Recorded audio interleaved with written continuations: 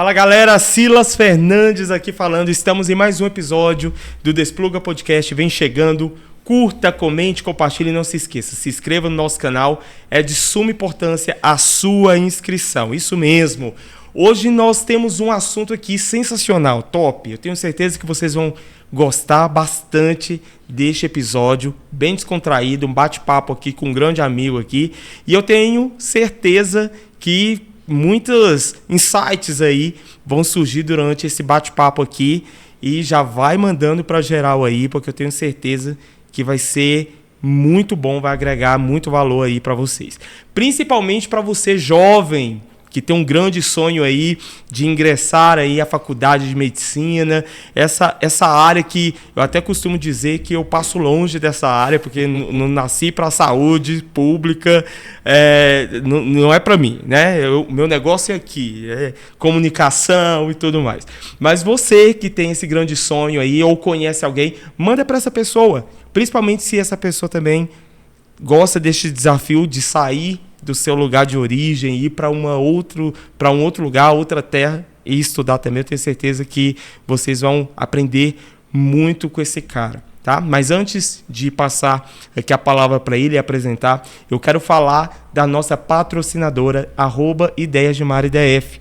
Vai lá agora no Instagram, siga a Ideias de Mari e já peça lá a sua lembrança personalizada.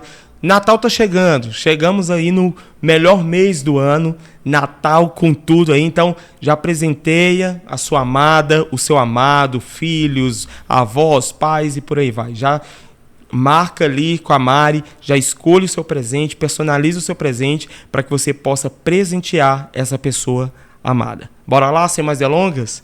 Bora papear? Bora. Estamos aqui com um grande amigo, David Felipe, veio diretamente da Argentina, né, passar uma temporada aí, as férias, e hoje eu resolvi trazê-lo aqui para ele falar as dificuldades, os bastidores de como é um estudante brasileiro, né, ali em terras estrangeiras, aprendendo ali medicina. David, muito obrigado aí por topar vir aqui, e eu tenho certeza que a galera vai se amarrar, pode se apresentar aí para a galera, fica à vontade. Então, né, boa tarde aí, obrigado Silas por me convidar aqui. Como o Silas já falou, eu sou David, né, estudo na Argentina, eu já estou no meu 3º ano de faculdade lá e foi uma loucura, né, decidi ir para lá, mas foi uma saída que eu tive, né, eu descobri a Argentina na época da pandemia, então meio que todo mundo viveu uma experiência louca na pandemia e a minha experiência eu encontrei pessoas que me apresentaram esse mundo. E eu já tinha já tenho uma formação, como eles dizem, eu me recebi, né? Eu me formei em Educação Física, estudei aqui em Brasília, na UNB, e lá eu já tive um contato com pessoas fazendo medicina. Eu tinha amigos que faziam medicina lá no campus Darcy Ribeiro, então sempre eu vi esse contato e eu já pensei em estudar aqui. Uhum. Só que quando eu terminei a faculdade, já veio pandemia e daí muita coisa aconteceu e eu me estagnei, né? Parei, comecei a trabalhar num hospital. Sim. Como segurança. Eu tinha uma amiga que era chefe lá e me contratou como segurança. E nisso aí eu conheci algumas pessoas que fizeram medicina fora e uma amiga me falou de medicina na Argentina, que não tinha vestibular, que era grátis para qualquer pessoa de qualquer lugar. E eu me interessei. Aí durante toda a pandemia eu estudei o espanhol, porque precisava apresentar um diploma. Não um diploma, mas um certificado de nível avançado em espanhol para poder começar a estudar. Uhum. Cada faculdade lá tem o seu método. E daí eu comecei a estudar, imergi nisso. Quando acabou a pandemia, que podia sair do país, eu já tinha passagem comprada, vendi tudo, carro, saí do emprego e fui na cara e na coragem. Não conhecia ninguém. Foi de forma, tipo, imediata, planejada no caso, né? Você planejou para poder sair de imediato. Eu me planejei por quase 2 anos, que foi a época da pandemia. Aham. Porque, a princípio, eu já tinha terminado a faculdade e tinha começado uma pós-graduação em nutrição desportiva, na minha área, educação física. Só que daí, sabe quando você faz uma coisa, se forma numa coisa, trabalha, mas nunca quis isso? Sim. Eu estava fazendo por fazer, porque era necessário, meio que a sociedade impõe isso. Então, ter um nível superior era tão importante, estudar numa pública era tão importante que eu falei, por que não, né? Sim. Já que eu aprovei, vou estudar. E sim, até hoje, assim, não que eu não goste da área da educação física, ela é muito legal, divertida. O nicho dela é muito grande. Só que não é aquilo que, saca, que brilha os olhos. Aham. Quando eu descobri medicina, nossa, eu não pensei 2 vezes em largar tudo. Eu vendi carro, tudo que nem eu disse, saí do emprego, vendi tudo que eu tinha, comprei a primeira passagem e fui embora sem conhecer ninguém. Sim. Fui na cara e na coragem, só tinha visto uns vídeos no YouTube e só tinha algumas pessoas lá, quase ninguém divulgava. Aham. A universidade que eu estudo é a Universidade Nacional de La Plata. La Ah. Plata é a capital das províncias de Buenos Aires. Ah. É um pouco complicado, porque Buenos Aires é a capital da Argentina, mas a capital da Argentina tem uma capital. Então é um pouco complicado. Entendi. Lá- Bom, eu é. acho que eu entendi. Então, tipo, é igual Brasília. Brasília é a capital e a gente Sim. tem o Distrito Federal. Aham. É como se o Distrito Federal tivesse uma capital representando todo o Distrito Federal. Entendi. Então, La Plata, onde eu vivo, ela é uma província de Buenos Aires. E daí, mas antes, ninguém pensa nessa cidade, porque todo mundo vai direto para Buenos Aires, que é a UBA, a mais conhecida de todas. Aham. Só que todos têm o seu critério de ingresso. Eu não quis justamente porque primeiro que o custo de vida lá na época era mais caro, só que ainda barato. Só Aham. que era mais caro. E a faculdade você tinha que fazer 1 ano de ingresso para poder entrar na faculdade. Então não tinha vestibular. Uhum. Só que você fazia 1 ano de um curso preparatório deles. E eu não queria perder tempo. Sim. Aí a UNLP não, a UNLP, que é a Universidade Nacional de La Plata, ela tem ingresso imediato. Qualquer pessoa pode ingressar imediatamente na faculdade, inclusive em medicina. Aham. Você só tinha que apresentar a documentação toda convalidada que ir lá e o diploma. O certificado de espanhol. Ah, sim. Aí eu fiz isso durante a pandemia, validei todos os documentos, fui pra lá e me inscrevi. Então você meio que abriu mão de tudo aqui Eu abri mão de tudo. e para correr atrás dos seus sonhos, Isso. obviamente. Então não pensou 2 vezes. Quando eu falar, cara, medicina, ou teve algo que meio que ainda te segurava aqui. Ah, muita coisa. O medo, principalmente, é desesperador. É. Assim, só quem já viveu a ideia de sair de casa para estudar, Aham. eu digo não só para Argentina. Tipo assim, eu nunca estudei fora de Brasília. Sim. Eu sempre estudei por aqui, vivi, nasci aqui. E eu tenho amigos que vieram do Piauí, que vieram da Bahia, de todos os lugares para estudar. Então, a experiência pode ser parecida, só que, cara, quando você pensa em sair do seu país, É. que ninguém fala seu idioma, ninguém tem a sua cultura, ninguém te entende. Tudo que tem aqui a gente consegue encontrar lá, mas é muito mais difícil. Uhum. Então, tipo assim, lá você já tem que saber que é um mundo totalmente diferente. Então dá um medo, tá ligado? Sim. Porque você não sabe o que te espera. Aham. Eu não tinha casa pra morar, eu não sabia como era a faculdade, eu não sabia falar espanhol direito. E eu não tinha amigo nenhum, então o desespero era grande. Tipo, e aí? Eu nunca saí do Brasil e eu já vou sair pra morar. Então, a ansiedade era grande, eu não Você queria... morava, teve a experiência de morar só aqui em Brasília, não, né? Não, aqui não. Sempre Então- vivi com os meus pais, sim. Então meio Aqui- que você é tudo muito novo pra você, então. É, foi muito novo na época, assim, e dá muito medo. Todo mundo que vai sentir esse medo e essa ansiedade, né? Porque é legal, é uma experiência... Eu digo assim, para qualquer um que vai para lá estudar, não só na Argentina, em qualquer país, é uma experiência surreal. O sonho gritou mais alto. Nossa, e depois que você chega lá, dá medo, mas quando você começa a viver uma coisa que você nunca imaginou... Eu conheci tanta gente lá que eu nunca pensei que eu conheceria. Sim. Bolívia, Paraguai, Uruguai, Chile, Peru, até Espanha eu já conheci gente de lá. Aham. Brasil, de todo lugar do Brasil tem gente lá. Então, sabe uma mistura muito doida de Sim. cultura? É lá. Então você fica encantado e com medo ao mesmo tempo. Aham. Porque não importa quanto tempo você estude lá, quanto tempo você esteja lá, você sempre está com saudade daqui. Sim. E esse é o maior peso. O que te dá mais saudade, assim, do Brasil? A família, não tem condição. Porque família, amigos e a comida também, né? Comida? O que de diferente da culinária que tem lá que Ai, tem no Brasil e não tem lá, na verdade, né? tudo. Coxinha, É. pastel, caldo de cana, Não crepe. Não, feijoada, arroz com feijão. A café, nossa, essas coisas assim que é tão básica pra gente, entendeu? Aham. Você sai na rua e compra esse salgado de 1,50 assim, que é Aham. um podrão, um hambúrguer assim desses furrequinhos. Não existe lá. Tipo, existir deve existir, mas você tem Sim. que procurar bastante pra achar. Não é igual a gente sai na rua, come um pastel. Aí depois vai ali e come uma coxinha. Nossa, pra você achar uma coxinha, um pastel lá, você luta. Você anda pra poder encontrar. E os que tem, geralmente é muito caro, porque o pessoal, né, se aproveita da situação de não ter o que o brasileiro quer, então os que vendem a um valor muito alto. Entendi. Açaí, então, nossa, coisa que é tipicamente do Brasil, é muito caro lá. Então, quando você vem para o Brasil, Eu já me esbaldo. aproveita tudo. Nossa, tá Você também faz trabalho como personal, né? isso. Como que funciona isso lá? Então, eu me formei aqui na educação física, tirei meu CREF, que era preciso, e comecei a trabalhar em academia. Então, já fui professor e já dei personal aqui. Mas veio a pandemia era aquilo, não podia ter contato com ninguém. E a academia é extremamente contato com todo mundo. Então, não pude trabalhar na minha área. Aí veio, trabalhei no hospital, cheguei lá. Eu vivi 1 ano sem trabalhar lá, porque eu tinha juntado um dinheiro. E o que acontece? A cotação estava melhorando, mas por uma questão política. Sim. Então, meio que lá na Argentina, eles estão passando por uma crise há muito tempo. Crise financeira. Já tem uns 20 anos que eles estão nesse processo aí de alta de inflação, baixa, sobe, desce, sobe, desce. E a nossa moeda, por ter tido uma estabilidade por muito tempo, não oscilava. Então, como a moeda deles estavam desvalorizando, a nossa valorizava. Sim. Entendeu? Então, quando eu cheguei lá, R$1 valia 30 pesos. A moeda lá é pesos. Sim. E isso, o nosso poder de compra era muito grande. Então, tipo assim, com R$1.000 você tinha 30 mil pesos. E com 30 mil pesos você comprava muita coisa. Hoje em dia, agora a gente está numa queda. Infelizmente, aí, com as notícias do dólar, o real está desvalorizando muito. E com a nova política lá da Argentina, eles estão, né, diminuindo a inflação, liquidez, tudo. Tá diminuindo a inflação deles e melhorando a moeda deles. Então, eles estão valorizando e a nossa desvalorizando. Na época, quando eu fui, era muito bom viver lá. Agora, muitos amigos meus estão saindo de lá, voltando pro Brasil, indo pra Bolívia, Paraguai, porque não tá tendo condição de viver lá. Sim. Tá muito caro as coisas lá.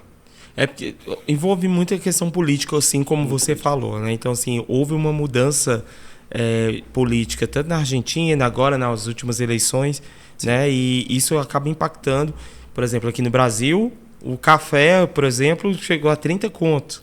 Né? Então, é complicado, cara. Então, esse impacto vocês recebem de forma direta lá, então, né? Você mora obviamente, de aluguel. Como que é a experiência de moradia lá na Argentina, David? Por que eu estou fazendo essas perguntas? Porque talvez as pessoas que estão nos acompanhando tenham um sonho de também sair daqui do Brasil para poder tentar se especializar em alguma área, no seu caso medicina, né? Lá na Argentina. Como é esse processo? Como que é essa questão da moradia?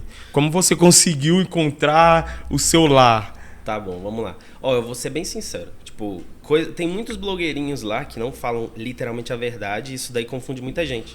Porque a maior mídia lá é do Instagram. Então, eles entram no Instagram do pessoal e vê 1000 maravilhas lá e acham que a Argentina ainda está em alta para se viver. Eu vou ser bem sincero. Se você é turista lá, você vai passar muito bem. Mas se você vai viver lá, você vai gastar bem caro. Porque a diferença é que quando você é turista, você leva dinheiro para gastar. Então, você não liga pro preço das coisas. Você vai achar barato, porque ainda existe uma diferença de moeda. Hoje, R$1 tá valendo 176 pesos. Já chegamos a 260 pesos. Agora tá numa queda. Então você chega aí você vê aquele monte de nota, você acha que tá rico. Sim. Mas quando você vai viver, o buraco é bem mais embaixo. Porque o que acontece?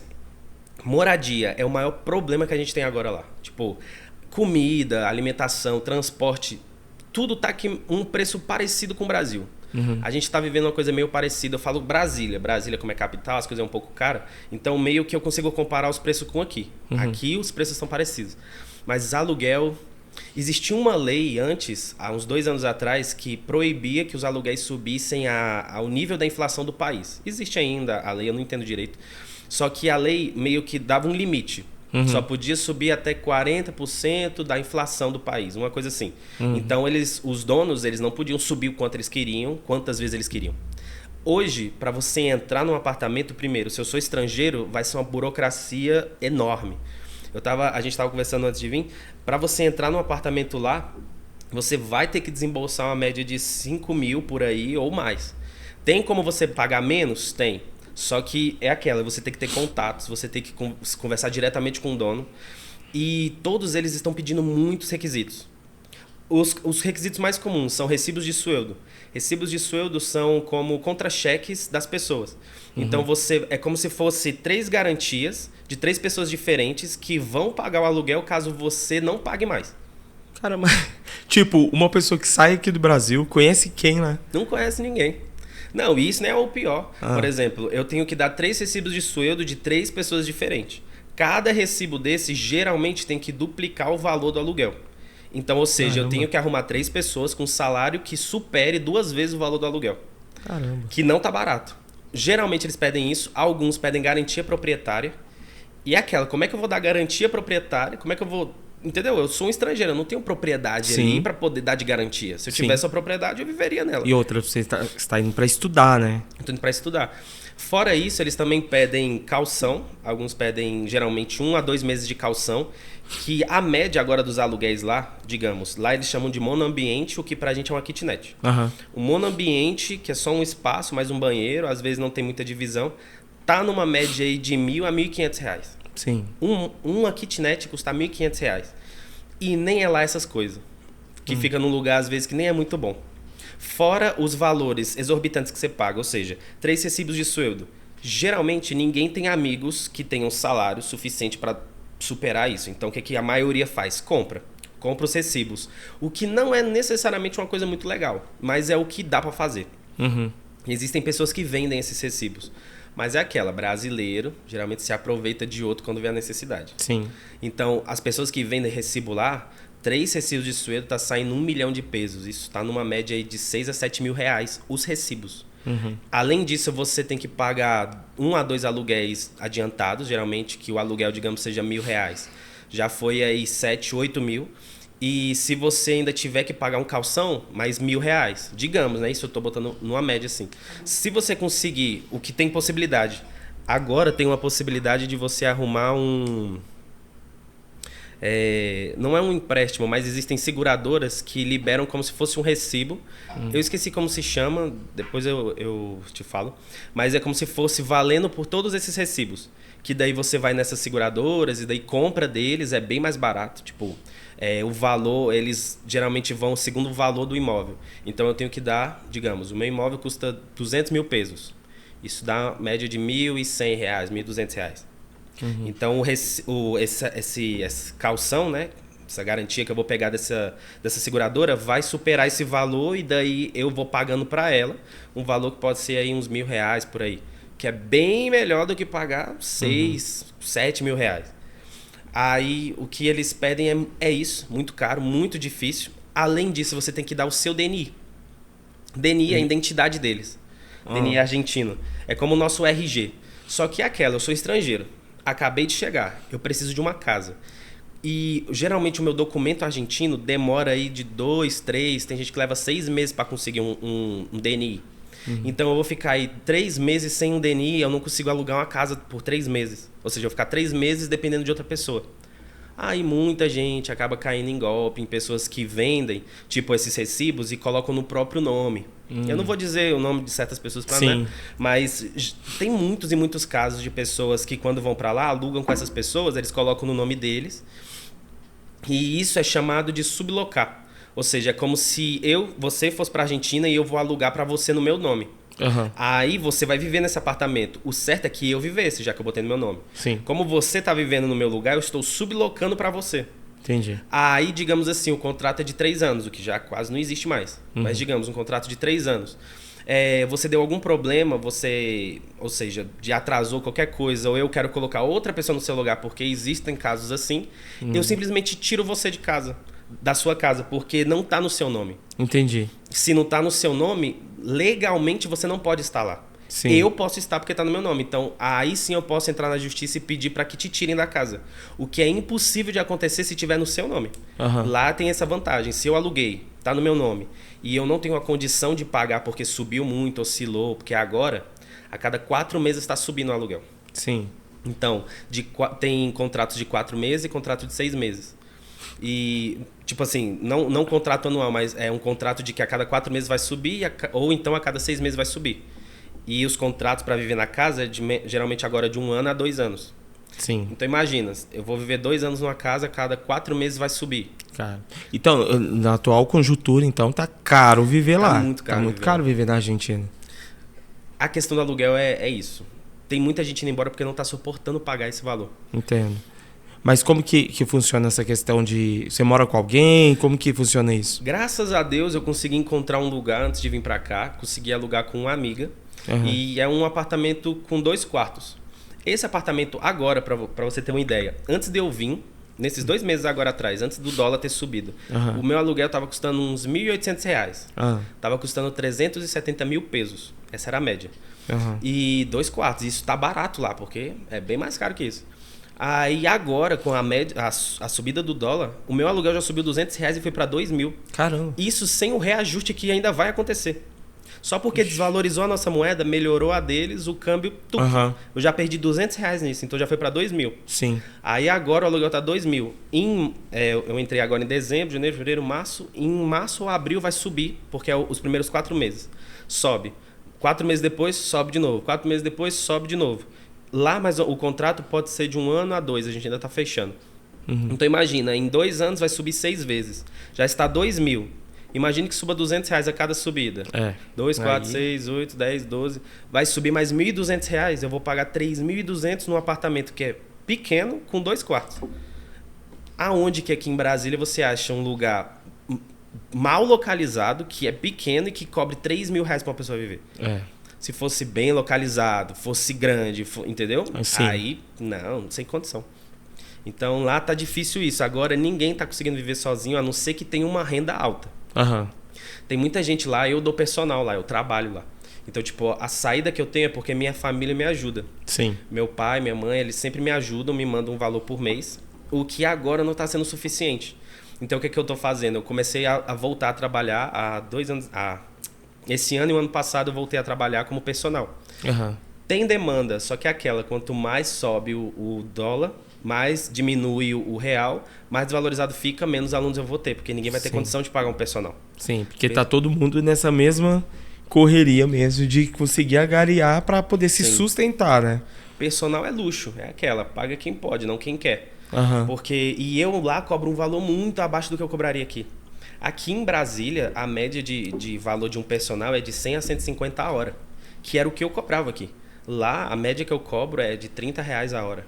É muito, muito abaixo. Mas é aquela, é para eu conseguir encontrar para poder, ou seja, complementar a renda. Sim. E eu tenho amigos que trabalham com manicure, com design de sobrancelhas, que trabalham em telemarketing, ou seja, acham serviços, porque é aquela.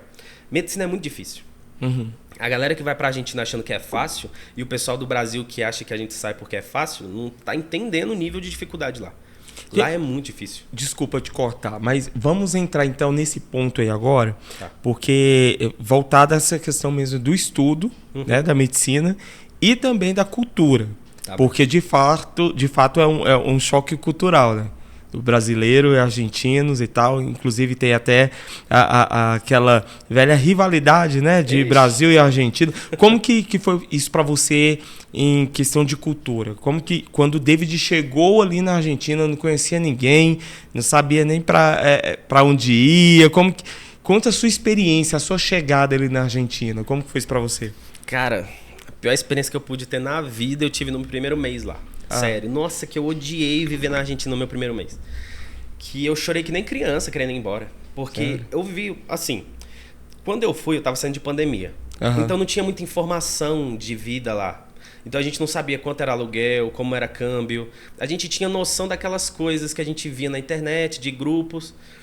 E era isso. Aí o que eu fiz? Eu contratei uma assessoria que acabou não me ajudando muito. Infelizmente, porque eles meio que me enganaram. A inscrição na faculdade na época ainda era virtual. Hoje é presencial. Aí na época eu pude enviar toda a minha documentação de forma online ali e me inscrever. Eles me enganaram dizendo que tinha que ser presencial e me cobraram aí R$2.000 para poder fazer isso. Só para fazer isso? Porque eu já tinha tirado toda a documentação. Sim. Aí nesse pacote incluía várias coisinhas, né? Tipo, translado do aeroporto até o hotel onde eu ia ficar. Essas coisinhas me ajudaram a tirar a DNI, beleza. Quando eu cheguei lá, o que eles me disseram? Uma péssima assessoria. Vou dizer para você, quer ir para a Argentina, arrume uma ótima assessoria. Tem como você ir sozinho, sem precisar de nada. Todas as informações estão na internet, tem vídeo, um monte de blogueiro que ensina. Mas se você quer ir com assessoria, escolha uma assessoria boa que te assessore em moradia, em documentação da faculdade e principalmente em câmbio, que foi as 3 coisas que eu mais caí nisso daí. Então, a gente chegou. Minha assessoria fazia câmbio, mas eles não me avisaram disso. Uhum. Eles me deram uma dica de levar dinheiro em espécie e trocar numa loja de câmbio do aeroporto. Aí a minha assessoria falou, então eu falei, ok.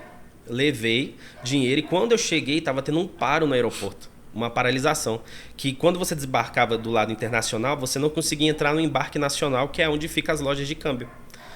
Então eu tinha dinheiro físico que não podia trocar no aeroporto. Então eu não tinha nem dinheiro para comer, nem dinheiro para beber água. A gente tinha dinheiro e que real. Que você fez? Não fez, né? A gente ficou no aeroporto esperando, sem beber água e sem comer, até chegar o pessoal da assessoria que ia levar a gente. Meu pai deu sorte lá, meu pai ele falou com o pessoal dos funcionários lá, eles conseguiram água pra gente. Um funcionário muito abençoado por Deus comprou água pra gente, você acredita? Meu Deus. Porque a gente já tinha mais de 12 horas de voo. 12 horas assim, porque fez escala em São Paulo, essas coisas. Em São Paulo a gente bebeu água. Mas quando a gente chegou lá, a gente ficou 6 horas no aeroporto, porque a gente chegou de madrugada, tinha que esperar até o horário do transfer. Então a gente ficou umas 6 horas lá sem beber água. Aí meu pai, graças a Deus, achou um jeito. O pessoal ajudou a gente. A moça recebeu a gente e levou para La Plata. Fica mais ou menos 1 hora de distância de Buenos Aires. Nesse percurso, ela falou de tudo. Uma garota até gente boa, só que a coisa mais importante, que era sobre o câmbio, ela não falou. Quando ela deixou a gente no hostel, onde eu tinha alugado há 6 meses antes, ela falou, nossa, se tivesse me avisado, a gente tinha um câmbio, eu teria trazido dinheiro para vocês. Ah, não é possível. Eu falei, pelo amor de Deus, tá de 1 hora, 200... Eu tô apagando esse negócio deles há 1 ano e ninguém fala nada disso. Aí nos últimos 5 minutos vai falar que tem um câmbio e a culpa é minha. Eu fiquei muito chateado. Aí beleza, a gente desceu. O que acontece? Quando eu decidi ir pra Argentina, eu decidi sozinho. Uhum. Eu cheguei no meu pai assim, eu falei, pai, senta aqui. Aí eu, o que você acha de eu virar médico? Aí ele, eu acho legal. Eu falei, mas o que você acha de eu estudar na Argentina? Aí ele falou, acho legal não. Aí eu falei, não, pai, eu expliquei Ele já conhecia a Argentina? Não, ele foi comigo. A gente conhece aquela coisa de televisão, né? Entendi. Aí ele falou, beleza. Mas ele não botou muita fé em mim, não. Aí isso foi 1 ano antes. Eu já estava me programando aí 1 ano antes. Fiquei na miúda e fazendo tudo sozinho ali, quietinho, meu curso, os negócios, vendendo as paradas. Umas 2 semanas antes eu falei, pai, tô saindo do serviço, já tô vendendo tudo, vou pra Argentina daqui 2 semanas, passagem comprada e hotel comprado. E ele, como assim?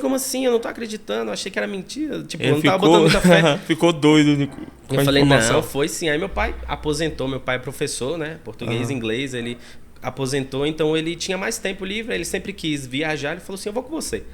Mas é aquela, né? A gente tava saindo de pandemia. Uhum. Eu aluguei o hostel há 6 meses antes, porque já não tinha lugar. 6 meses antes. Sim. Então, quando eu aluguei, também me passaram a trampa lá, que é, tipo, me enganaram. Aham.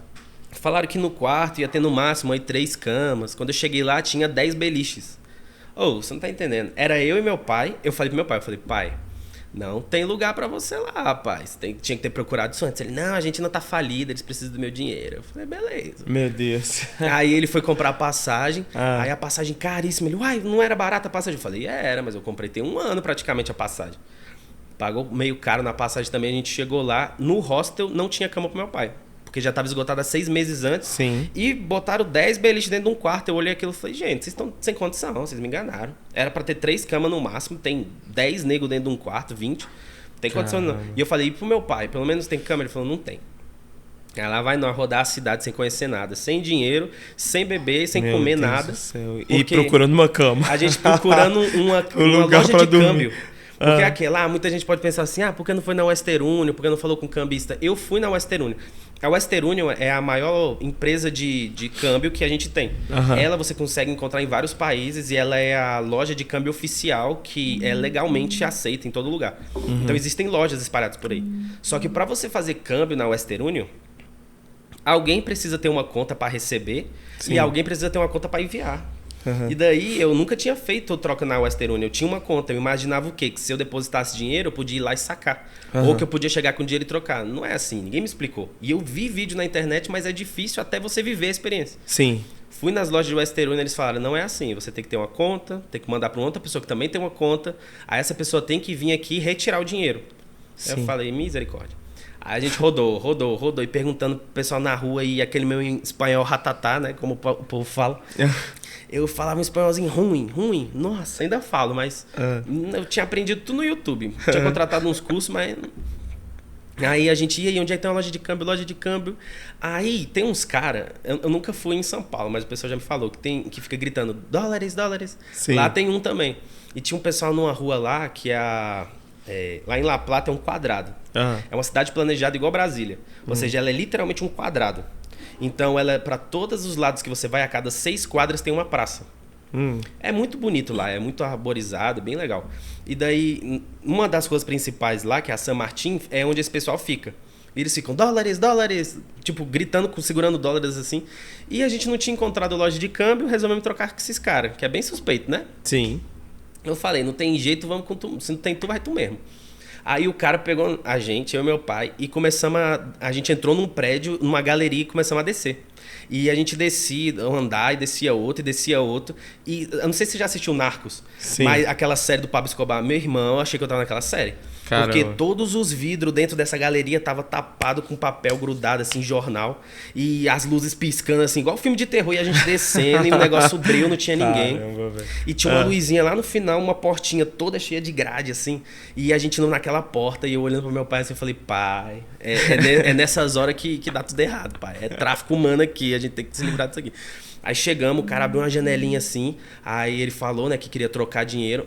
Te juro, o espaço era meio que do tamanho assim de uma mesa, de um quadrado. A gente entrou, tinha porta nas 4 paredes. Era um quadradinho assim, a gente entrou, nós dois, eu e meu pai, esse cara, e esses quadrados. Aí todas as portas eram de metal, tapizadas assim com metal, assim, igual de polícia, igual filme. E todas elas tinham janelinhas. Aí o cara bateu na janelinha, conversando com ele, dizendo que queria trocar. Aí aquela, né? Meu pai, eu não sei o que aconteceu na cabeça dele, ele resolveu abrir uma porta lá. Ninguém mandou meu pai abrir a porta, ele abriu a porta, uma porta errada. Véi, eu te juro, tinha mesas assim enormes com notas de 1000 pesos e máquinas contando dinheiro. Eu nunca tinha visto tanto dinheiro na minha vida. Era muito dinheiro, muito dinheiro. E naquela época, R$1 era 30 pesos. Uma nota de 1000 pesos, sei lá, tava custando... Eu não sou bom de cabeça, mas custava bastante, dava pra, né? Tinha muito dinheiro.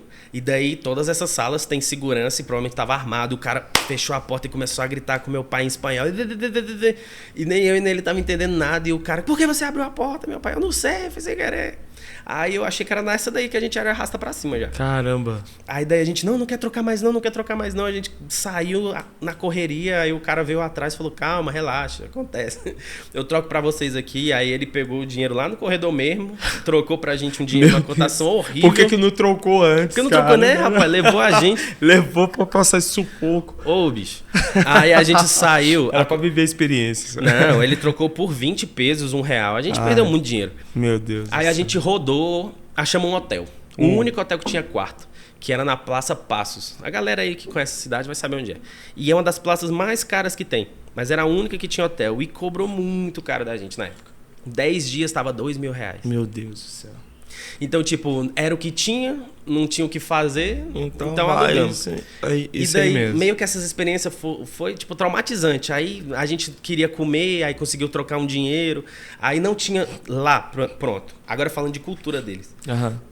A gente tem essa capacidade de ir na rua, encontrar restaurante, encontrar coisa pra comer em qualquer lugar, né? Sim. Tipo, e várias opções. Lá não existe esse negócio. Lá você vai achar quiosco, que é umas lojinhas tipo conveniência, que vende refrigerante, salgadinho, essas coisas. E pra você achar coisa pra comer, geralmente, ou é empanada, que eles amam empanada e eu já não aguento mais comer empanada. Ou então, loja tipo McDonald's, entendeu? Essas lojas de comida rápida assim. E a gente, o que a gente achou? Na frente desse hotel onde a gente estava, nessa praça, tinha um quiosquinho ali vendendo uns pancho. Pancho e choripan. Pancho seria o cachorro quente da gente. Só que não é a mesma coisa. Nossa, não tem, nem o gosto é igual. Sério? E o choripan, essas coisas. Aí a gente meio que passou os 10 dias que a gente ficou só comendo essa bobagem. Meu Deus. A gente só comia coisa ruim, assim. A gente achou um restaurante chino, que daí faziam umas comidas meio parecidas, assim, que era meio que um self-service que você podia pegar. O único até hoje, porque eu nunca mais vi isso. Ali em La Plata. Deve ter, mas eu nunca vi. E a gente ia lá, pegava umas comidas meio... Comida chinesa, aquele negócio meio diferente, uns frangos meio vivo ainda. Pensa numa experiência ruim. Tipo... Cara, foi a pior experiência que eu já tive. Fui passar da perna aí na galera da assessoria, aí depois passar da perna no cara lá que trocou o dinheiro, aí depois o cara do hostel. Então tudo começou a dar muito errado. E seu pai só odiando, te chamando pra voltar. Meu pai teve até arritmia no coração nessa época. Meu Deus do céu. Ele tinha um problema no coração, fez cirurgia, tava super bem. E daí era tanto estresse, que a pressão dele tava indo nas alturas. Meu e daí Deus. arritmia, o coração palpitava. Porque é agoniante, né? Tipo, você ir pra um lugar, imagina, você Sim. vai com seu filho, você não sabe onde é que seu filho vai dormir, como é que seu filho vai viver, dá aquele desespero, como é que eu vou deixar o menino aqui? Entendeu? E eu te juro, na primeira noite, quando a gente foi dormir, eu chorei que nem criança. Eu não tenho meio vergonha de falar isso, não. Porque eu olhei e falei, cara, não é nada disso que eu tinha visto. Esses blogueirinhos falando uma vida, eu olhava aquilo e falei, cara, não é nada disso. Não é essa facilidade toda. Claro, eu procurei informação. Tem gente que não passa nem por metade disso. Sim. Graças a Deus, foi assim, Deus mesmo, que colocou uma pessoa que eu tinha conhecido nesse hospital onde eu trabalhei aqui na pandemia, que no caso já era médica formada na Argentina, em La Plata. Em La Plata não, na Argentina, mas estava em La Plata. Sim. Ela saiu do hospital na mesma época que eu saí para ir para lá. Ela, no caso, para esperar a nota do Revalida e poder trabalhar, e eu para começar a estudar. Cara, uma coincidência assim que só Deus para explicar. Meu Deus. E daí ela achou um story que eu fiz no Instagram, na Catedral, né? Que é a Praça da Moreno lá. E ela olhou e falou, uai, David, Simone aqui, lá do hospital, você tá aqui em La Plata? Que coincidência. Aí ela foi, encontrou comigo e com meu pai e, cara, não tem outra explicação a dizer que não seja Deus. Ela me recebeu para viver no apartamento dela. Ela me ensinou a falar espanhol. Ela me ajudou a trocar dinheiro. Ela me apresentou a amigos, a pessoas assim que eu comecei aí a ter uma experiência legal. Ela começou a sair comigo e me mostrar, falar, é desse jeito, é aqui, você tem que falar assim, você não pode confiar em tal pessoa dessa forma. E, cara, velho, ela foi um anjo na minha vida. Nessa experiência, o seu pai já tinha voltado. Não, e meu pai ia voltar, faltava tipo uns 4 dias. Foi quando a gente encontrou essa minha amiga. Entendi. E ela deixou eu viver lá, então meu pai pôde voltar tranquilo. Entendi. Porque senão ele ia voltar com o coração na mão, porque eu não sabia onde eu ia ficar. E nem eu, pra falar a verdade, porque pra aquele hostel eu não ia querer voltar. Sim. Pensou em desistir, obviamente. Nossa, né? eu pensei em desistir direto, sendo sincero. Porque tem muita coisa que pega durante o percurso, né? Vamos dizer assim. Culturalmente, a cultura deles não me faz querer desistir. Tipo assim, questão de comida, essas coisas, forma de viver. Tem algumas coisas que eu gosto. Comida hoje, claro. Eu passei por essa experiência, consegui alugar uma casa. Eu encontrei uma outra pessoa, a gente dividiu casa. E daí foi dando tudo certo na época, para deixar claro. Quando eu aluguei o apartamento há 3 anos atrás, a casa, né, com essa outra pessoa, a gente pagou 3 mil cada um, mais ou menos. Ou seja, deu 6 mil de entrada na casa. Sim. E esses 6 mil já incluía todos os recibos, toda a documentação, tudo. E ele, por sorte, ele tinha DNI. Era um rapaz, a gente dividiu. Então, entendeu? Meio que a gente gastou isso há 3 anos atrás. Sim. Pra galera entender, a galera que for assistir, quer ir pra Argentina, vai, mas vai consciente de que você vai ter que pagar alguma coisa pra entrar na casa. E o pior é que quando acaba o contrato, na época eu peguei contrato de 3 anos. Quando acaba o contrato, o próximo apartamento você tem que pagar tudo de novo. E depois o próximo tudo de novo, e o próximo... Então não tá uma vida manha lá. Não é mansa a vida lá agora. Essa questão da cultura ainda. Mais voltada à questão à universidade lá. Você tem qual universidade lá? Universidade Nacional de La Plata. De La Plata, né? Como que foi pra você esse choque cultural lá? Porque uma coisa, você estudou na UNB aqui. Sim. Né? Então você tem essa visão aqui da UNB, que é considerada uma das melhores universidades públicas do país, né? E ingressar nessa universidade em La Plata. Para você, qual foi esse choque de realidade? Como que são abordadas as matérias lá? Você meio que está gostando de tudo isso? A sua experiência, conta aí pra gente. Cara, estudar na Argentina é surreal. Primeiro que a adaptação para o aprendizado deles demorou um bocado. Porque o que acontece? Eu vou falar como foi aqui e como é lá. Quando eu estudei na UNB, a UNB é a universidade daqui do Brasil. Toda universidade do Brasil tem um padrão parecido com o que seria o ensino médio, o ensino fundamental, que é tudo muito parecido. Você vai para a faculdade, você vai ter um professor que vai escrever tudo no quadro, vai dizer a matéria, vai ensinar a matéria, vai chegar uma hora que você vai ter prova, você vai passar nas provas e depois você segue a vida. Aqui no Brasil, geralmente é semestral. E você passa o semestre e vai para a próxima matéria. Passa no semestre e vai para a próxima matéria. Simples. É uma coisa que a gente é acostumado. Lá, eles têm um método chamado PBL. O que é esse método? Primeiro que eu não sabia disso quando eu cheguei lá. Basicamente é um método você com você mesmo, entendeu? É você Sério? e Deus e vai na sorte. Segura na mão de Deus e vai. É isso. Parece... Eu vou te dizer, eles te ensinam a você estudar sozinho. Como é que funciona? Eu pego as matérias primeiro ano. É anatomia, biologia, histologia, que tem histo, êmbrio e citologia junto. Esse é o primeiro ano. E basicamente todas as matérias eu vou ter aula na faculdade. Algumas delas eu tenho 2 aulas na semana, algumas eu tenho 1 aula na semana. Basicamente é uma aula que eles vão ensinar e uma aula prática. Geralmente é assim. Só que as matérias são anuais. Já começa a ser diferente aí. Lá as matérias semestrais começam a partir aí do 3º ano de faculdade. Porque lá é por ano. As matérias anuais, então a gente conta por ano, não por semestre. Então, quando você cursa, por exemplo, a anatomia. Aí você vai cursar anatomia, você vai para a aula, o professor, ele não vai te ensinar tudo, ele vai falar sobre tudo, é diferente. Como é que é? Por exemplo, eu estudei anatomia B na época, né? E a anatomia B, a primeira parte era locomotor, que seria ossos, articulações. Então o professor ele vai fazer o quê? Você vai chegar na mesa, vai ter todos os ossos referente à aula e ele vai falar: esse é um osso largo por causa disso e disso, ele tem epífises, diáfases, ele se conecta com esse outro osso, ele tem uma articulação tipo artróide. Então ele vai ensinar, ele vai falar. Ele fala tudo, acabou a aula. Não é esse negócio de que o professor escreve na lousa e você, eu tô aprendendo e leva caderninho. Não é desse jeito, não. Você já tem que chegar sabendo a matéria. Porque o professor, ele para a matéria para te perguntar. Aí ele pega um aluno e fala: que osso é esse daqui? Se você falar o osso errado, ele te dá um esculacho na frente de todo mundo. E ensina. Sim. Aí, beleza. A primeira parte, locomotor. Fiz uma prova. Se eu passo nessa prova... Outra coisa lá as matérias, eles têm 3 provas. Então, todas as matérias, você vai ter geralmente 3 provas, que são 3 fechas que a gente fala. Você pode escolher... No caso, a faculdade te libera 4 datas e você pode fazer 3 delas. Se você não aprova na primeira, você tem direito a fazer a segunda. Se não aprova na segunda, tem direito a fazer a terceira. A gente olha isso realmente é uma vantagem da faculdade. Que eu vejo assim, que no Brasil não existe isso. Geralmente você vai para recuperação se você não passa na prova. Sim. Só que o que acontece? A gente vê uma vantagem, mas existe a desvantagem. De que você tem 3 datas porque é muito difícil você aprovar. Porque não é fácil. É exatamente isso. A gente sai com a ideia de que o professor vai me ensinar, eu vou pegar, anotar tudo que tiver que anotar, vou abrir livro, ver vídeo, vou saber a matéria. Não é exatamente assim.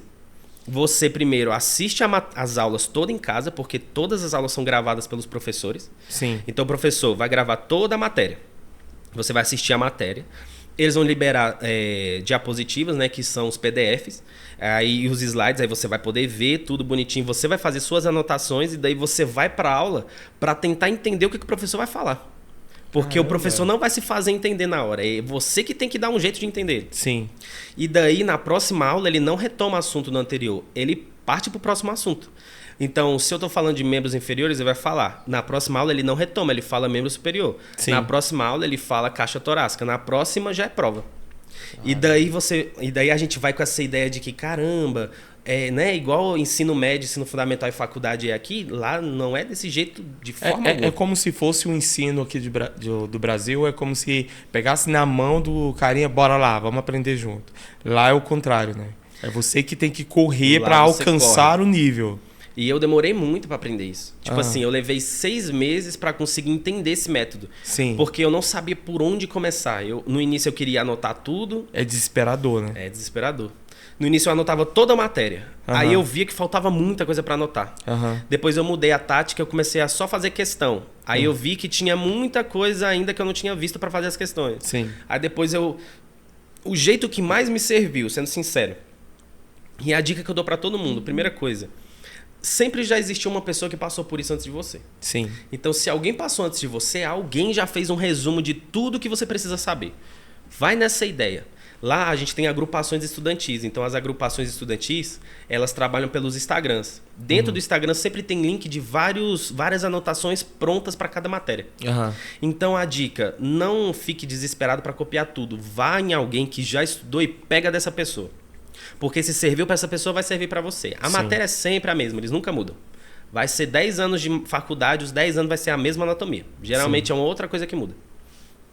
Você pega de alguém que já fez, aí daí você, o que é que você faz? Assiste os vídeos antes de comprar um curso de apoio, que tem isso. Assiste os vídeos da cátedra, leia todos os apontes, as anotações deles, pegue de outras pessoas e, se você não entender, contrate um curso. Não é desmérito. Tem muito curso de apoio de brasileiro lá, de argentino, venezuelano, de gente pra caramba pra te ajudar a passar na matéria. Aí você vai conseguir cursar bem. O jeito que eu aprendi foi por um acidente. Meu computador estragou. E eu não tinha como fazer anotação, não tinha como assistir, então eu tive que comprar um tablet. Aí, tablet desses que você escreve tudo. E daí eu olhei, eu comecei a aprender muito mais pegando os slides do professor, indo pra aula e anotando em cima do slide. E esse foi o meu método. O professor falava, eu anotava em cima do slide. E antes, primeiro, eu já assistia às aulas. Eu já chegava sabendo do assunto. O professor falava alguma coisa que eu não sabia, eu anotava. Isso. E toda semana estudando e revendo o que eu já tinha anotado. Sim. E quando chegava a prova, porque lá tem outro critério. No Brasil, as nossas provas são escritas. Sim. Todas. Lá as provas são orais. Então, você tem que fazer uma prova oral para você passar. Meu Deus. As matérias do primeiro ano... assim, com a turma toda? Não. Como que funciona isso? É o professor e você. Entendi. E não é muito criterioso o que eles fazem, porque qualquer coisa da cabeça do professor ele pode perguntar. E não existe prova de que você aprovou ou não, que você respondeu certo ou não, porque você não pode fazer gravação, ninguém pode te assistir. E é a palavra do professor contra a sua. Então, se o professor não quiser te aprovar, não tem forma de você provar que você acertou. Ou seja amiguinho do professor. Rapaz, a dica que eu te dou não é nem essa, porque os professores lá eles não são amigos de ninguém. Caramba. A dica é estudar, meter a cara nos livros e estudar do jeito que vai cair na sua prova. Tipo assim, o primeiro ano, geralmente as matérias durante um ano são escritas. O primeiro ano ainda é escrito. A partir do segundo ano, a maioria delas começa a ser oral. Sim. Então, como é que funciona? Além de você aprovar, falando por detalhes, você faz anatomia. Eu passei em espláquino, digamos que foi em locomotor, que foi a primeira parte. Eu tenho direito a cursar espláquino, que é a segunda parte, que seriam todos os órgãos. Se eu aprovo espláquino, eu tenho direito a cursar neuro, que foi a última parte. Entendi. Então é como se fosse fase mesmo, né? Se eu reprovo uma, não é igual no Brasil que você pode fazer no próximo semestre. Você tem que esperar um ano inteiro para você cursar de novo. Caramba. Aí beleza, você terminou. Lá, você não acaba a matéria quando termina o ano. Você tem que fazer finais. Esse é o que mata. Isso é a coisa assim que mais dificulta a faculdade, são finais. Finais seria tudo que você ficou opção... pendente, no caso? Não. Como assim? Só faz final que conseguiu aprovar o ano. Meu pai. Você termina o ano, aí você tem direito a fazer uma final. Sim. Que são 3 datas, a mesma coisa. Você tem 4 datas que a faculdade libera, você pode fazer 3. Nessas 3, todas as finais, todas de qualquer matéria é oral. Caramba. Aí você vai sentar de frente com o professor. Aí o professor vai... Tem professor que é gente boa, tem uns que não. E ele vai conversar com você e vai falar, beleza, eu vou falar das últimas experiências que eu tive, por exemplo, segundo ano, bioquímica. Inclusive, eu tô dando aula de bioquímica, só pra deixar claro. Já vende o seu peixe aí, ó. Depois da experiência que eu tive, eu abri um curso, então eu tô dando bioquímica e biologia pra Faculdade de Medicina da UNLP. Legal. Então, quem tiver interesse, o nome é de Bio a Bioc. E tem Instagram? Tem Instagram. É desse jeito, de bio, tracinho, Bioc. Aí entra no Instagram que vai ter lá. Eu comecei final do ano passado, porque eu tive muitos amigos que estavam precisando e eu estava ajudando eles. Eu vi que eu estava tendo manha para isso, então resolvi abrir esse curso. O meu último curso, que foi agora, por exemplo, bioquímica. Bioquímica, um professor senta com você. A minha experiência, eles vão te perguntar tudo e mais um pouco. Só que se você for uma pessoa que sabe tem conhecimento do assunto, você vai mostrar para o professor que tem e ele não vai te perguntar. Tem um negócio assim. Se você é o tipo de pessoa que espera o professor ficar te perguntando, ele vai te perguntar muita coisa e vai te reprovar no final. Geralmente é assim. E tem um limite de perguntas ou não? Ou vai de acordo com o que der na telha ali do professor? Pode te perguntar uma coisa e te reprovar, como já aconteceu comigo. Ou ele pode te perguntar 10 coisas e te reprovar, como também já aconteceu comigo. Caramba. Eu tive uma experiência que a titular da cátedra me tomou cadeia transportadora de eletrões. Explicando em miúdos, basicamente dentro de uma célula, na mitocôndria, você tem uma região que produz ATP, que é energia para a célula viver. E essa síntese fica nessa cadeia que está na membrana da mitocôndria. Então eu expliquei para ela, eu desenhei, porque ela pede para você desenhar. Desenhei as partes, todos os complexos. E daí ela estava me perguntando coisa de bioquímica, só que de uma bioquímica que um bioquímico saberia. Não um estudante de bioquímica do segundo ano de medicina. Uhum. Ela queria cálculos de quantos milivolts liberava, de quantos quilojoules cada complexo liberava. Eu falei, professora, não tem condição de eu saber isso. Ela, não, você tem que saber. Me explica como está formado os complexos. Só para você ter uma ideia, são 4 complexos e só o primeiro são 42 cadenas de proteínas. E ela queria que você explicasse... Ela queria que eu dissesse as 42 cadeias, ela queria que eu dissesse o centro de ferro sulfurado, as flavinas mononucleótidos, como os eletrônios passavam. É toda uma bioquímica a situação. Uhum. E ela queria que eu lhe dissesse quanto de energia cada um liberava, somando isso como se produzia um ATP. Eu expliquei o que eu sabia. Ela falou assim, não, parece que você não estudou nada, eu não posso te aprovar. Isso durou 10 minutos. Eu levei 1 ano para estudar a matéria e em 10 minutos ela me reprovou fazendo uma pergunta. Nossa. Entendeu? Logo na primeira... Mas eu tive esse azar. Tem professores muito bons. Aham. Por exemplo, que uma outra vez que eu reprovei também, infelizmente, eu tô dando aula de bioquímica porque eu tive que recursar essa matéria. Sim. Eu reprovei as finais. Ou seja, eu aprovei durante o ano, reprovei nas 3 datas no final e tive que recursar durante o ano. Só que eu fiquei tão frustrado com isso que daí só de raiva eu fui lá e tirei 10 em todas as provas. Então você pegou a frustração ali no momento e falou assim, calma aí que eu vou reverter essa situação. Aí eu falei assim, se eu conseguir tirar 10 em todas as provas, inclusive nas finais, eu consigo ensinar alguém a fazer isso. Caramba, mas você estudou feito um louco também, né? Como que foi esse processo? Cara, eu vou te falar, depois que você aprende, é impossível você esquecer, é difícil. Então é isso que eu tava ensinando para muitos amigos. Quando eu estou do lado da área do professor, perguntando para alguém, eu consigo ver quem sabe e quem não sabe. Entendi. Porque quem sabe faz questão de dizer que sabe, mas quem não sabe fica dando rodeio, entendeu? Então o professor é desse jeito e eles não aprovam porque é amiguinho. Esse é o problema da universidade. Eles têm um ensino maravilhoso, é um ensino assim que... Sendo sincero, por ter estudado na UNB, eu posso dizer, um ensino que supera o nosso. Uhum. A gente sai de lá, quem se forma na faculdade da UNLP na Argentina, sai com um nível de conhecimento superior ao que eu aprendi na UNB. Porque lá você aprende a ter pensamento e estudo crítico. Uhum. Você estuda e você descobre. Então, se eu tenho que passar por uma oral, que eu tenho que provar para um professor que eu sei, então eu tenho que estudar muito. Então, esse é o problema. As pessoas no Brasil não sabem disso. Acha que é fácil porque não tem vestibular, entra e não aprova e desiste. Isso é fato. Mas assim, aqui no Brasil você nunca tentou medicina, né? Nunca tentei medicina. Nunca? Eu acho que eu conseguiria, mas é que depois de começar lá... Tipo assim, por que eu faria medicina aqui? Só pelo Revalida. Tem esse critério. O Revalida é a prova final, que todo mundo fala muito dela. Mas sendo sincero... Ela não é o bicho de 7 cabeças que todo mundo fala. É uma prova como qualquer outra. É uma prova que são 2 fases, uma escrita e as práticas. A escrita, você tem que aprovar lá o número X de questões e na prática você tem que fazer como se fosse uma simulação. Eu tenho uma amiga que aprovou no Revalida e ela me explicou, primeiro que você vai como se fosse um hospital simulado. Aí você vai ter, vamos dizer, 5 consultórios. Nesses consultórios, você pode pegar qualquer tipo de especialidade dentro das especialidades que existem. Pediatria, ginecologia, cirurgia, clínica, todos os tipos, geriatria, tudo. E você tem que dizer qual é o problema do paciente e como seria o procedimento para cuidar desse paciente. Então você entra no consultório, senta na mesa, como se fosse um médico, vai ter dentro da sala um médico te avaliando, formado, um cameraman te filmando e um ator vai entrar. Literalmente, é um ator, tudo recebido. Ele vai ter que dizer todos os sinais que ele está sentindo, as dores, tudo que está acontecendo com ele. E eu, como médico, tenho que atender você como se fosse um paciente de verdade. Pois é, mas só uma dúvida, David, em relação a isso.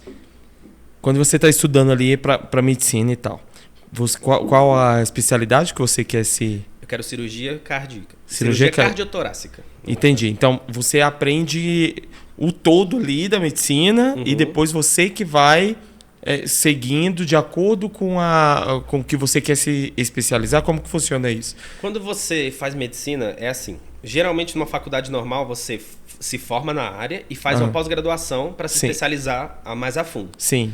Na medicina não é exatamente assim, mas é parecido. Você sai como generalista, não clínico geral. Ah, tá, entendi. Todos os formandos em medicina saem generalista. Aí, em alguns lugares, contrata direto como clínico. Esse generalista, para poder fazer uma especialização, ele faz o que a gente chama de residência. A residência, ela vai ser a nossa especialização. Ah, tá, entendi. Então, eu faço uma especialização dentro das áreas. Por exemplo, eu quero cirurgia cardiotorácica. A minha especialização é específica para coração. Então, eu não posso ir direto para coração. Eu vou primeiro para cirurgia. Então, eu vou fazer residência em cirurgia. Aí eu vou passar por todas as fases da cirurgia geral e todas as áreas. Quando eu termino a residência, aí eu já começo a minha outra especialização em cirurgia cardíaca. Então é como se fossem 2 especializações. Aí eu saio um cirurgião cardíaco. No caso, duas residências, no caso. Como se fossem 2 residências. De Por exemplo, cardiologia, digamos assim, e de cirurgião. Cirurgião cardiotorácico. Entendi. Ou seja, cirurgia cardíaca leva uns 3 anos para você se formar. Eu me formo médico, faço a minha residência de 3 anos em cirurgia. Eu sou cirurgião. Aí eu faço mais uns 2 anos de especialidade, sou cirurgião cardíaco. Entendi. Entendeu? Entendi. E o Revalida, basicamente, ele vai fazer o quê? Ele quer analisar o conceito geral, se você sabe o que você está falando, como um generalista. Outra pergunta aqui. Agora chegou várias perguntas. Generalista não quer dizer que é a mesma coisa de Clínico geral? clínico geral. Não. Qual a diferença? Um clínico é uma especialidade. A clínica é uma especialidade. Como a cirurgia é uma especialidade, pediatria, ginecologia, todas são especialidades. Entendi. Eu saio generalista, faço a minha residência em clínica, aí eu saio um clínico geral. Aí, por exemplo, se eu saio clínico geral, eu posso me especializar de novo em algo dentro da clínica. Caramba, então é muito tempo de estudo. Muitos anos de estudo. Qual é o tempo médio, assim, para medicina, no total? A faculdade de medicina é 6 anos. 6 anos. Aí, caso você queira fazer as residências, aí vai de acordo com cada... Eu vou dizer de mim, eu faço 6 anos da faculdade, o que não é possível lá, porque é um pouco complicado, mas existem pessoas que conseguiram, então é possível. Não é possível para mim, mas é possível. Você faz 6 anos de faculdade, aí você tem que passar pelo Revalida. Se você se forma no Brasil, você não passa pelo Revalida, você já tira seu CRM. Entendi. Eu que tenho que fazer o Revalida, digamos que eu leve 1 ano para conseguir aprovar. Então, mais 1 ano aí. A residência, ela não é fácil de entrar, é uma prova. Então, você tem que somar os pontos que você tirou na faculdade. Assim, você tem que ir muito bem nas matérias. Não é igual qualquer faculdade que você pode sair na média e que isso não significa nada. Na medicina, você tem que tirar notas boas durante a faculdade, porque é como a Bíblia do médico. Você vai levar seu currículo para qualquer lugar no resto da vida. Olha só o choque, né? Porque, por exemplo, aqui no Brasil, a gente até costuma brincar que entra na faculdade, todo mundo, vou tirar só 10. Aí chega um determinado momento que tira 5 e tá ótimo. Tá ótimo. Tirando 5 tá ótimo. Passou, tá ótimo. A gente diz, lá a média é 4. Aí a pessoa fala, nossa, 4 é uma nota muito baixa. 4 lá é um 10, rapaz. 4, pra você tirar 4 é difícil. É muito difícil. Então, tipo assim, como é que funciona? Pra mim, que estou estudando fora, eu vejo o Revalida como uma prova normal dentro da realidade que eu já vivo. Porque lá já é normal a gente estudar, já ter prova oral, entendeu? A gente tem escrita e tem provas orais, onde o professor faz a mesma coisa que um Revalida faria. Entendi. Ele vai ficar me botando em situações. Tipo isso, nessa última prova de bioquímica, o professor perguntou, eu sou uma pessoa com diabetes. Só que ele não fala isso. Eu sou uma pessoa que estou com alta de triacilglicéridos, alta de insulina, e eu tô com, sei lá, o que é que eu tenho? Aí eu vou falar pra ele, você tá com diabetes tipo 2, porque você apresenta triacilglicerolemia, você apresenta insulina, entendeu? Eu vou diagnosticar o que ele tem. Entendi. E o Revalida é isso. Ele te força você a pensar aquele quadro daquele cliente. Bacana. Sim. Não, de certa forma, a eficiência do ensino é sensacional. Sim, eu dou maior apoio. Tanto que as universidades da Argentina, elas estão nos rankings das melhores universidades do mundo. Que massa. A UBA, que é a de Buenos Aires, ela está dentro das 100 melhores do mundo. E aqui do Brasil, a única que entra é a USP. Caramba. E a UNLP, ela foi classificada como a melhor universidade da Argentina, que eu estudo. E ela também está dentro desse ranking, só que eu acho que a gente ocupa uma posição mais abaixo. E o que acontece? Você é médico, Você quer fazer a residência, você tem que fazer a prova da residência. Aham. Eles vão analisar títulos, se você já foi parte de grupo estudantil, se você já deu ajudantia, tudo soma ponto. Aham. Além do seu currículo. Termina isso, você aprovou, entra na residência. Você faz os anos de residência, você termina a sua residência, você, enfim, saiu aquilo que você se especializou. Entendi. E aí sim você consegue trabalhar na sua área. Ou seja, 6 anos de faculdade, digamos 1 ano aí para estudar para essa prova, mais uns 3 anos no geral, né, de cirurgia ou essas coisas. 7, 8, 9, uns 10 anos de estudo para você conseguir sair na especialidade que você quer. Isso, digamos que tudo saiu como você queria. Conforme o planejado, né? Tenho amigos que a média de estudo deles é de 15 anos para conseguir sair especialista. Caramba, gente. Então não é fácil, entendeu? Entendo. Medicina em qualquer lugar é difícil. E para Aham. aqueles que acham que é fácil lá, tira o cavalinho da chuva. Lá é muito difícil. Sim. Assim, em determinado momento aí você falou que é quase impossível para você, e isso ficou aqui na minha mente. Só para você explicar melhor a respeito disso. E quase impossível porque você optou em não dar essa continuidade, ou impossível no sentido de que realmente você está com outros planos voltados a essa questão da medicina? Não, impossível porque a faculdade dificulta a nossa ascensão. Entendi. O que acontece? Por não ter vestibular para você entrar na faculdade, então qualquer pessoa pode entrar. A gente entra por ano uma média de 8 mil alunos em medicina. É muita coisa para uma faculdade. Sim. 8 mil alunos. E não existe espaço suficiente para aportar 8 mil alunos. Sim. Fora os outros alunos que já entraram nos outros anos, e os 8 mil antes, e os. Entendeu? É como se fosse as eliminatórias, né? Só Exatamente. vai... E daí, quando eu cheguei, as correlatividades eram diferentes. Eu podia cursar até todas as matérias até o meu 3º ano, sem dar finais. Sim. Que são essas provas no final. Agora, para eu passar para o próximo ano, eu preciso dar a final do ano anterior. E isso não seria exatamente um problema, a não ser o fato deles não ajudarem você a passar. Ou seja, você tem que passar porque você realmente merece, não porque o professor foi bonzinho com você. Entendo. Se eu quero cursar o 2º ano, eu tenho que aprovar todas as matérias do 1º. Se eu quero cursar o 3º, eu tenho que aprovar todas do 2º. Se eu quero cursar o 4º, eu tenho que aprovar todas do 3º. E muitas vezes isso dificulta porque são muitas matérias, muito conteúdo, e daí o professor te elimina por bobagem. Eu vou para uma final onde o professor me cobra 5 minutos de pergunta.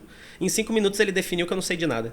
Então, por 1 ano que eu cursei aquela matéria, em 5 minutos de prova, ele viu que eu sou um inútil, entendeu? Um exemplo. Caramba. E esse é o maior dos nossos problemas. Hoje a gente vê lá que o maior erro da faculdade é não ter finais, digamos assim, formatadas, sabe? Num formato padrão para todo mundo. Aham. Ou seja, que o professor entrasse com uma folha, escrevesse seu nome, dissesse assim, eu tenho que te fazer 10 perguntas. Sim. Dessas 10 perguntas, você tem que, no mínimo, acertar metade para aprovar. Não existe isso. O professor pode reprovar com uma única pergunta. E tchau.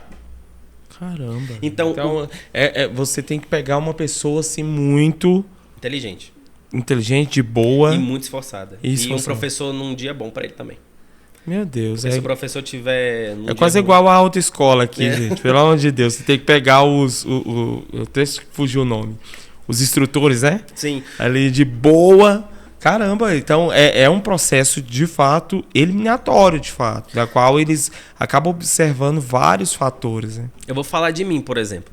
Eu cursei o meu 1º ano e aprovei todas as matérias. Feliz da vida. Quando eu fui fazer as finais, eu só consegui aprovar finais de biologia. Não consegui dar anatomia nem histologia. Então, as matérias que eu podia cursar eram todas menos fisiologia. Porque para cursar fisiologia, eu precisava fazer histologia, cito e êmbrio, que são uma matéria só, que engloba 3 coisas. Aí eu poderia fazer físio. Eu cursei o 2º ano, fiz tudo que tinha para fazer, tentei fazer a final de histo, porque eu já tinha tentado uma vez, não aprovei pela 2ª vez. Me reprovaram a final de bioquímica por causa disso. O professor me perguntou um monte de coisa, eu respondi, mas não era o suficiente. Recursei bioquímica esse ano passado e fiz de novo a histologia. A minha última data de histologia consegui. Então agora eu vou poder cursar a única matéria que me faltava do 2º para eu conseguir ir pro 3º. Entendi. Ou seja, eles não ajudam, eles não facilitam, eles não querem saber. Eu fiz 3 vezes a prova e só na última data eu consegui porque foi quase 1 ano estudando de novo a mesma matéria. Caramba. Não é fácil. Então o aluno ali tem que ter, além da dedicação, tem que ter muita questão, dedicação, força de vontade e, cara, se desdobrar no estudo. Qual é o tempo médio que você gasta estudando, David? É muito tempo. Tipo assim, como eu tenho que me dividir agora para trabalhar, eu trabalho... Porque eu defino o horário de trabalho, essa é a minha vantagem. Como personal, eu escolho quantos alunos eu quero e o horário que eu vou trabalhar. Sim. Mas em média por dia, eu digo assim, que seja suficiente para você aprovar todos os dias, no mínimo umas 3 a 4 horas. Se você estudar todo dia bonitinho, bumbum na cadeira ali, você aprova. Só que a maioria das pessoas ficam 3, 4 horas estudando do jeito errado, de um jeito que não funciona para ele. Não existe um jeito certo, mas existe o jeito certo para essa pessoa. Então, já teve época que eu estudei de 8 a 12 horas por dia e não conseguia aprovar a matéria. Caramba. Foi o primeiro Estudando ano. errado. Estudando errado. Eu ficava 8 horas todos os dias. Eu começava de manhã, não estava trabalhando. E o dia inteiro até de noite e parava aí. Dava 12 horas de estudo. E quando eu parava para rever o que eu tinha estudado, eu não lembrava de nada. Não, agora que você tem essa experiência, essa expertise, voltada a várias questões, né? Que você falou aqui sobre moradia, tudo, sobre câmbio, então, enfim. Sim. Você nunca pensou em você ser o... Como que é? Guia? Qual a palavra? Fugiu aqui da minha mente. Trabalhar como assessor? Como assessor? Trabalhar como assessor? Eu já nunca pensei. Pensou? Eu tenho amigos que têm assessoria, eu já pensei em abrir a minha própria assessoria. Só que... É muito burocrático para fazer isso? É muita politicagem, muito... Então, entendi. Tipo assim, uma coisa que eu aprendi lá na Argentina, que os argentinos, eles não são um problema para mim. Os brasileiros são. Sério? O brasileiro, ele consegue ser um problema onde quer que ele vá. O brasileiro, infelizmente, está sendo uma praguinha aí, que a gente... Porque tem muito brasileiro em todo lugar. E a gente pensa assim, caraca, é outro brasileiro, entende o que eu estou passando, vai me ajudar. Em teoria, sim, só que muitos lá não te ajudam em nada. Muitos lá dificultam a sua vida. Si. Para você ter uma ideia, o moleque com quem eu vivia, nesse que eu contratei o primeiro apartamento, a primeira casa, ele me expulsou antes de 1 ano. Expulsou? Você foi expulso? Fui expulso da minha própria casa, que eu paguei para entrar caro. E ele só conseguiu isso porque estava no DNI dele. E ele me ameaçou falando que ia sair do apartamento e cancelar o contrato. E eu, de qualquer jeito, ia parar na rua. Então, meio que o que eu tinha para fazer? Eu tive que mudar. E geralmente, e o dono da minha casa morava do lado. Eu nunca tive problema com esse dono. Ele era super gente boa, ia sempre quando eu precisava. O problema sempre foi brasileiro, entendeu? É o brasileiro que quer passar a perna no outro. É o jeitinho brasileiro. Você vai ter pouquíssimos problemas com o argentino lá. Você vai ter mais problema com o brasileiro do que com o argentino. É o jeitinho brasileiro em terras argentinas. É o jeitinho errado. Que cultura, hein, cara? Cara, é complicado. Mas é aquela, se você tiver... Muita gente, quando você chega lá, você percebe que tem muita gente novinho. Muitos que acabaram de sair do colégio, 17, 18 aninhos ali, entendeu? Ainda cheirando a leite. Acabou de sair da barriga da mamãe, não sabe de nada, nunca viveu sozinho, nunca teve uma experiência e fica louco lá. Louco, começa a gastar o dinheiro dos pais, faz tudo errado, na prova faculdade. E depois desiste e diz que é muito ruim, que é difícil, que ensina não presta. Nada a ver. Sim. Se você chega em pessoas centradas, tipo, eu posso não ter aprovado todos os anos que eu queria, mas eu não abriria a mão de estudar lá. Sim. O meu problema hoje lá é com aluguel, não com a faculdade. Eu consigo resistir isso e dar certo. O problema hoje é só a questão financeira, porque lá você tem que estar vivendo com uma grana muito alta para você estar vivendo bem lá. E tem gente que tem muita condição, mas a maioria não tem. A maioria vai para a Argentina porque não tem condição de pagar uma faculdade privada aqui, né? Sim. A faculdade aqui vai de 5 mil a 10 mil. A mais barata seria a faculdade lá da Bahia, que custa uma média de 5 mil reais, 3 a 5 mil reais. Tem aqui em Formosa, eu acho, tem uma outra. Palmas tem outra e na Bahia tem outra, que são as faculdades mais baratas do Brasil em medicina. São as mais concorridas. Então, meio que... Devido ao valor e tudo, enfim. Cara, estamos chegando ao final. Aqui passa rápido, né? Passa. Depois começa e passa muito rápido. Mas eu queria que você deixasse, então, David, aí, pra galera que tá acompanhando. Eu já peço pra você que está acompanhando a gente, se inscreva aí no nosso canal, ajuda a gente. O David já trouxe tantas coisas que eu tenho certeza que você teria zilhões e zilhões e zilhões de outras coisas, situações que você acabou vivenciando lá. Mas pode ter uma parte 2 aí, ó, quem sabe, né? Mas qual o conselho que você dá para esse cara aí, esse adolescente, né? Acabou de sair da faculdade não, do ensino médio, enfim. E, quero fazer medicina na Argentina. Qual é o conselho que você dá? Ó, primeiro, na minha opinião, se você tem que pensar que não é impossível. Eu posso ter falado alguns problemáticas que você pode viver, mas, cara, a Argentina é uma das melhores experiências que eu já tive na vida, é essa experiência que eu tô vivendo lá. Uhum. Eu costumo conversar com os amigos lá que eu nunca mais... Hoje eu tenho 26, eu fui com 24 pra lá. Eu nunca mais eu vou ter essa idade que eu tenho vivendo essa experiência que eu vivo lá, entendeu? A quantidade de cultura e pessoas e... Cara, é uma festa. Tipo, é uma loucura. Só que ao mesmo tempo, isso daí, se você não tem cabeça e pé no chão, isso daí te tira do foco fácil. Sim. Porque esse é o conselho que eu dou. Vá sabendo que a vida lá não é difícil, mas ela também precisa de limites. Entendeu? Tipo assim, lá você vai ter muitas chances de ir curtir festa na noite, e fazer amizades, e gastar todo o dinheiro, e viajar. Só que daí, lá você precisa de critérios. Você precisa ser os pais que você tá deixando para trás, entendeu? Sim. Muitos jovens que saem das casas dos pais saem pensando, enfim, eu vou viver sozinho. Cara, você tem que aprender com seus pais o que eles têm para ensinar. Então é limite, você tem que saber a hora de acordar, a hora de estudar, a hora de comer, a hora de tudo. Porque se você não tiver limite, uma agenda ali você se perde fácil lá. Sim. É uma cidade linda, a dica que eu dou, conheça toda a Argentina. Eu já viajei para Bariloche e para Mar del Plata, Villahermosa. Nossa, é lindo lá. Eu já fui em Porto do Iguaçu, atravessei esses dias lá. A Argentina é um país lindo. A comida deles é gostosa. Tipo assim, não vai ter o que você sonha em comer todos os dias aqui, mas aproveita a culinária deles, entendeu? Come tudo que tiver que comer, faça amigos, entendeu? Se planeje, estude bastante e não confie em qualquer pessoa. Sim. Tipo assim, faça amigos. Dá pra você fazer uma família, uma rede lá bem legal. Mas sempre... Minha mãe sempre me ensinou isso. Sempre confie desconfiando de todo mundo. E cuidado com os brasileiros. Cuidado com os brasileiros. Mas você vai viver a melhor experiência da sua vida. É o que eu digo.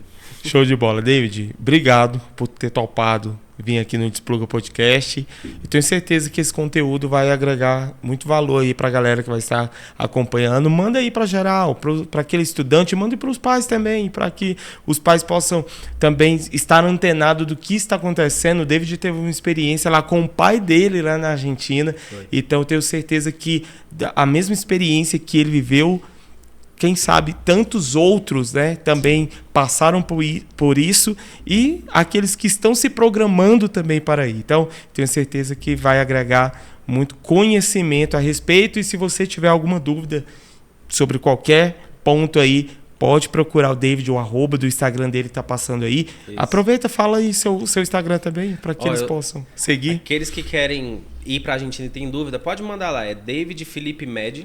E para aqueles que vivem na Argentina e estão procurando um personal, é Personal do Capitão, bem legal. Olha aí. E para quem está procurando professor de Bioquímica e Biologia para o primeiro ano, é de Bio-Bioc.